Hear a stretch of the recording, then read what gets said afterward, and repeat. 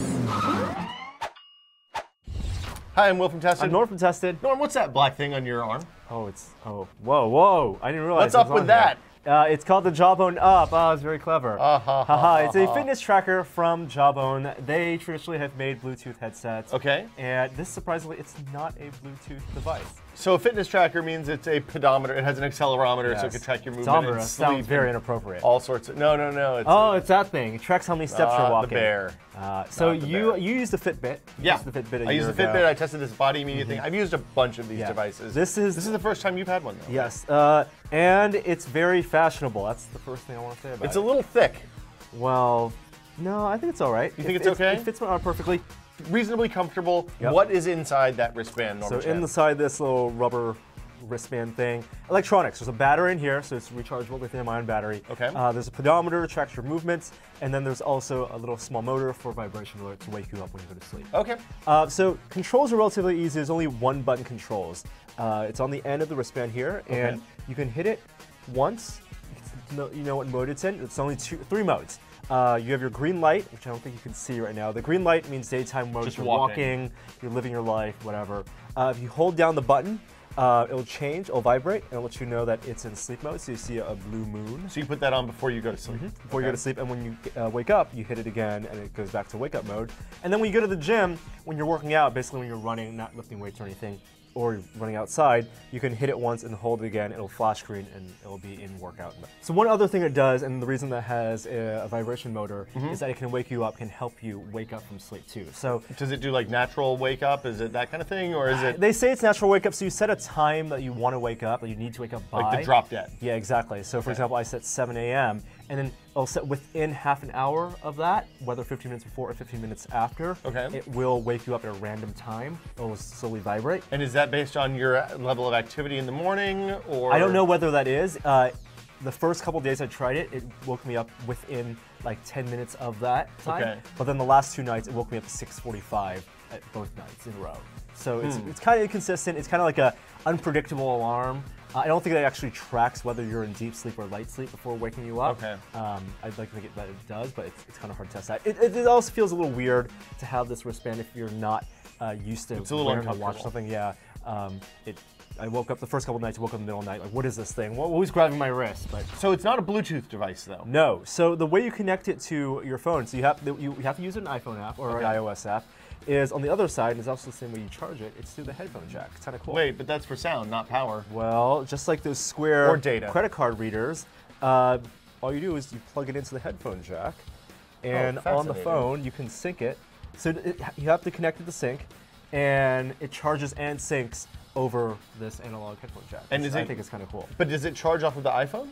No, it does not charge off the iPhone. You have to use what you have in your hand. This thing. A USB charger, so you just plug that in and it charges. I've charged it fully once, and they say it lasts 10 days. I've used it for about a week, and it's at 50% battery, so it really seems about right. does use 10 days. Some people have had problems with battery running down real fast. So your experience may vary. So the sync transfers all the information that's stored in this guy into your phone, and then the phone sends it up to the internet or something like that. Yeah, it's a Jawbone service. And you Okay. actually have to maintain a network connection to get all your data. Okay. Your data is sent to their cloud, and you have to connect it. So you have to can be log in wired. from multiple iOS devices. But Exactly. it seems like the web interface. The web interface sucks. It's just for settings and your personal information. You can't actually browse your data. So what does this actually track? Well, I also want to point out this cap Okay. is very easy to lose. So this cap, Is it snug? it is snug. It snaps on. yeah. But since you're pulling it off and on a couple times a day to sync it, I can see myself losing that. There's really definitely easily. a right way and a wrong way Yeah. to snap it on. You want it to be flush. Jawbone will sell you replacement caps for like $3 I'm for $10. sure they will. Yeah, it's all about the add-ons. The app is not that great. It looks very nice, but it's actually very basic. It's got a lot of multicolored bars. Yeah, and so stuff. there are 3 bars. One is your sleep, one is your steps, and one is your food. Let's start with the food stuff first. The food Okay. stuff has nothing really to do with the Jawbone Up. It really just is a food journal, so you take pictures with the phone, camera phone, of what you've meals. And is it like that crazy magic app that then tells you how many calories are in your food? No, it doesn't tell you how many calories. You then rate your meal and tell the app whether you were satisfied, whether you felt too full, and then it's just a good way to track over time what you've eaten. So it's about tracking your and eating habits more than tracking calories. And it really relies on you taking pictures of your food. So, and does it have the option, like if you say, hey, I had a Chili's hamburger, is it able to say, nope. oh, Chili's hamburger is 900 calories? No, you type in what you ate. I mean, it does look at restaurants in the area, so you can track where you ate. Okay. With default being work or home. From like Yelp or something like that? So like yesterday, I forgot to track meals. I only had one meal. It says I only ate 50% of my daily allotted meals, but I actually had you only eat 2 meals a day? Meals. Yeah, a hearty brunch and then a dinner. Breakfast is the most important meal of the day, Chan. Yeah. And then sleep is actually interesting. So you press the button to hold sort of sleep mode. Right, it goes to the blue light. And if you hit the button, you can actually see in the sleep mode, it'll track your quality of sleep. So. And it tracks your quality of sleep by how restless or something fixed in position you are. Which I actually felt was kind of accurate. So it tells you how long it took for you to fall asleep, based on this orange bar here. And then the tall blue bars on the app are deep sleep, and the light bars are light sleep. So it looks like at about maybe 8:30 this morning, you had a period of strong activity. This was right as you woke up in the morning. Yeah, no, this is a powerful activity first thing in the morning. Heavy sleep. And what they do is they actually track micro movements with the accelerometer. Micro movements, movements, accelerometer, right. Micro movements. Yes, Will. That means very small movements. Yes. You're very mature. I don't know what you're talking about. I'm just asking questions about the product. Over the timeline, you can actually track where your steps were. So, for example, I can tell like this is when, if I go to like a weekday, when I walk to the Muni station, and then when I walk from, Muni station to the office. Oh, so you see lunch, breakfast, and commute home and back. Yeah, exactly. So how accurate do you feel like the pedometer is? Did you actually count your steps at any point? I did from my house to the bus station, so about 3 blocks, and I would say it was off about 100 steps, which is pretty good. Pedometer, you tell me your height. How many steps total did you take? Like 300? No, it was like 1,000. Okay, so it's 10%. Yeah, exactly. So about 10% margin of error. Right. But I also tested it while having the up on Muni and also while driving.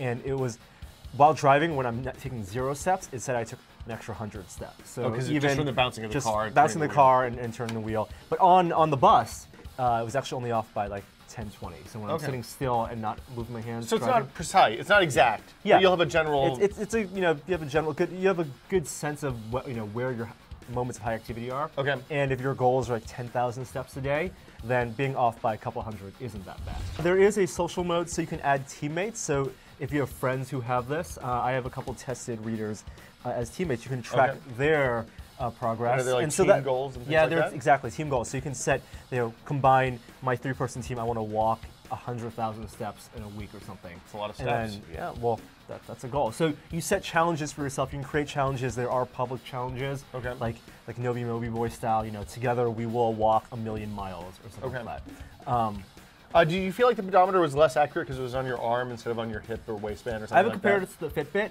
I don't think it's more about accuracy. It really is comparative. So you want to say 1 week you walk more. So it's more about today. I did more today than I did yesterday. It's relative.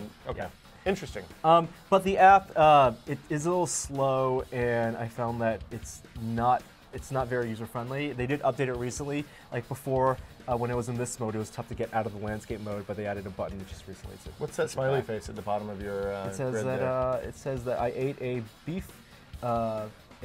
beef bake yesterday from Costco, and I felt energized after eating it. Okay. So this is the Jawbone up. It's $100. It's out now. It comes in 3 sizes now. They're adding an extra large that'll be out soon. It is also only for iOS devices. No Android app just yet, but they are working on that. And I would recommend it if you have the discipline to track your own fitness and your health. Yeah, so as somebody who's used a bunch of these, I think that the hardware on this is significantly more lifestyle friendly than either the Fitbit or the Body Media thing. Yeah. The software is a little weird right now from looking at what Norm's done. And definitely get it sized. Either print out the piece of paper and cut it out so you can make sure it fits your wrist, because it seems smaller than I expected. Yeah, I feel like I have medium-sized wrists, and I definitely need a large. It is comfortable. It doesn't look that bad, and there's different colors too, I think, right? Yeah, there are different colors for sure. If you don't like black, the app I hope will get better over time. So for Tested, I'm Will. I'm Norm. See you guys next time. Bye.